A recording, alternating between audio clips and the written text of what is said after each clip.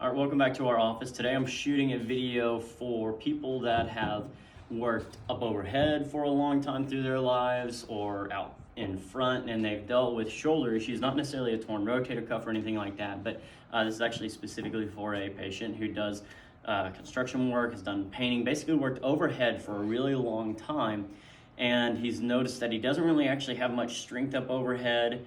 It hurts to raise past a certain range, but tested him for rotator cuff issues, and it's not, the rotator cuff, it sure could use some stabilization, but it's from doing all those things over and over, and the shoulders start to roll forward because this area ends up tight, and then years and years like that, and I have a hard time getting into position to be overhead, but then if I'm here all the time, then certain muscles are now weaker, some are overactive, and whenever I try to go overhead, even if I can fight for position, I'm not going to be as strong. So we're going to go through 3 pieces. One is a short overview of a couple some things for the rotator cuff to bring in some stabilization.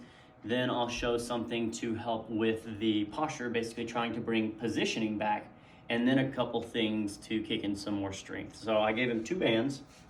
One is red, one is blue. This is less resistance, this is more resistance. We use the less resistance for rotator cuff. The rotator cuff is basically where 4 muscles wrap and insert around the shoulder. They're really big for securing things, and a simple way to go through and get them more stable is internal and external rotation, meaning I bring my elbow to my side, and if I do this motion, I'm internally rotating my shoulder. So I'm just gonna pin here. Think if I were to put anything up under my elbow, I wanna secure it, and then I just do reps here. That's it. So I'm gonna do 10 to 15 reps, internal rotation. Literally that forearm is just hinging around this part. Then I would turn all the way around and do 15 reps, external rotation. So I'm externally rotating my shoulder. I just bend my elbow, and then I do that here. After I've done that, I'm gonna go through the same motion, internal and external rotation, but with my arm now out to the side. So this part of my arm still won't move, it's just gonna hinge around it. So it would look like this. External rotation, 15 reps. Internal rotation. There's not a huge range of motion, it's just working on that internal rotation. So I would go through 2 to 3 sets of internal and external rotation here, internal and external rotation here, around 15 reps each set. Once I've done that, I've helped with the stabilization, making sure that there's not any rotator cuff issues. The next piece would be actually working in something that I call a wall angel. If you were to just think about doing a snow angel on the ground, you let your arms and your legs go out here. I'm actually gonna do it against the wall. I just put my shoulders, butt, and head back.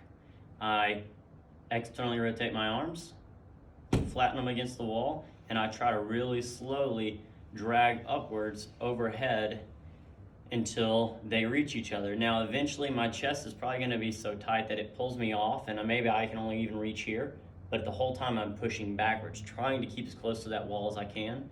Should take about 10 seconds up, 10 seconds down, and all I need to go through is 3 to 5 reps like that.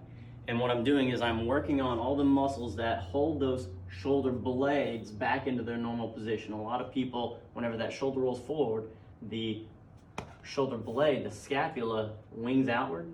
So I want to tighten that against the body so that my arms don't sit here, I actually sit here. Then whenever I come overhead, I can do good things. After I've done that, so I've worked on the positioning, I'm going to take now the blue band, and so for the patient specifically, you could actually tie that red band around a doorknob or make a knot and put it in the wedge of the door and close it.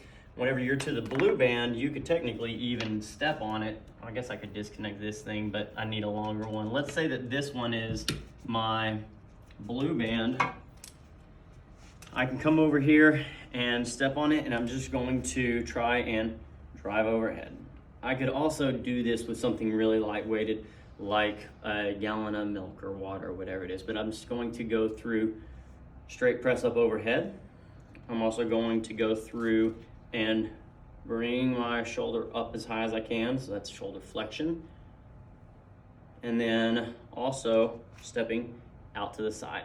those three. So side, front, and then direct press overhead with just a little bit more resistance. Could be something lightweight, could be a band, but on that, I'm probably gonna hang more around 8 to 10 reps, depending on how fatigued I'm feeling, doing 2 to 3 sets.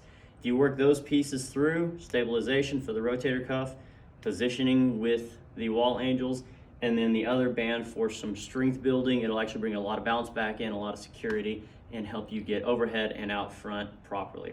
One side little bitty thing to throw in from that, what I talked about in the middle with the wall angels. I know I'm jumping back to the middle here, but if it gets to where it's easy, the thing that you can do to make it harder is then try to also tilt your pelvis to flatten your lower back. So butt, shoulders, head, and then I flatten my lower back and tuck my chin and go through it. It'll be significantly harder. So if you need to challenge yourself, you can do that. Do those 3 things. Let me know if you have any other questions. I'll be happy to help. Follow us on YouTube, Instagram, Facebook, all that stuff. We'll see y'all soon. Bye.